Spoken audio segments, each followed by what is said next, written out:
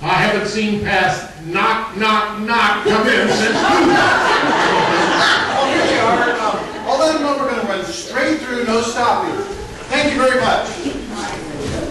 Let's run it from the top with the voiceover. Voiceover. The golden age of comedy reached its zenith during a fabulous and glorious era known as vaudeville. Fanny Bryce, W.C. Fields, Eddie Cantor, Ed Wynn, Will Rogers, and a host of other greats fill its Hall of Fame. There are two other names that belong on that list, but they never can be listed separately. They are more than a team. They are two comic shining lights, being as one. For Lewis without Clark is like laughter without joy. We are privileged to present tonight in their first public performance in over 11 years, for half a century known as the Sunshine Boys, Mr. Al Lewis and Mr. Willie Clark in their beloved scene, The Doctor Will See You Now.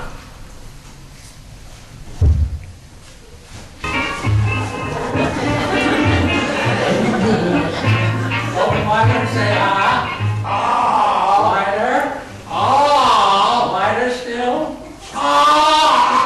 Your throat's all right, but you're going to have trouble with your stomach. How come? You swallowed the stick. Is that bad? It's terrible. I only have two left. What about getting it out? What about it? Tree surgeon? Well, for another $10, I'll take it out. That's robbery.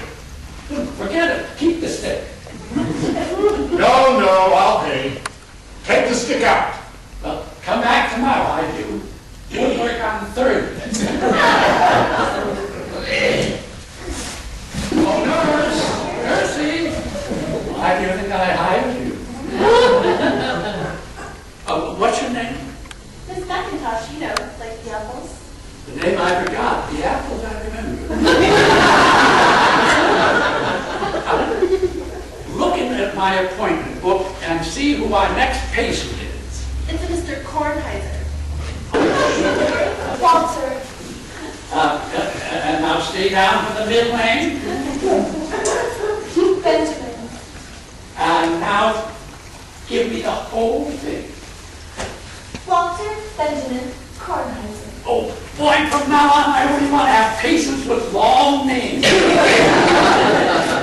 there anything else you want?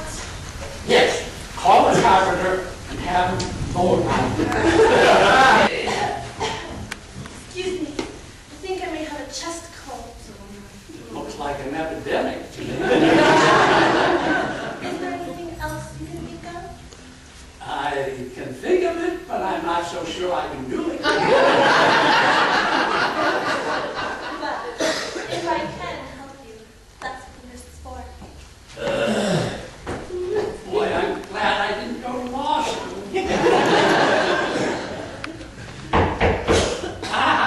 That must be my next patient. Come in and enter.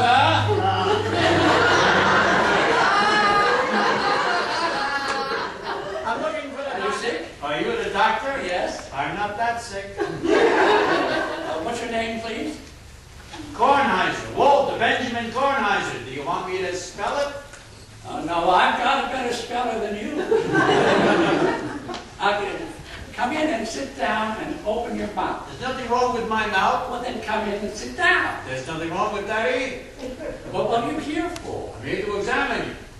Well, I think you got that backward. Well, that's possible. I got dressed in a hurry this morning. You mean you came here for me to examine you? No, I came here for me to examine you. I'm a tax collector. Oh, I'm a stamp collector. What do you do for a living? I find out how much money people make. Oh, a busybody. Make an appointment with my nurse. I already did. I'm seeing her Friday night. What? A Virginian. A Virginian. That's where she's from. Well, she ain't going back, I can tell you that.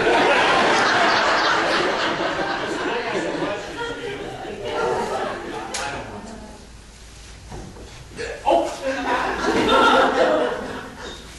How long have you had that white coat on your top?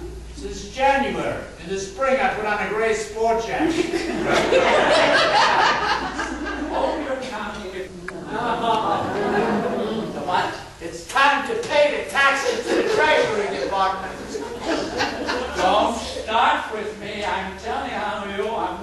don't start with me. What are you talking about? You know what I'm talking about?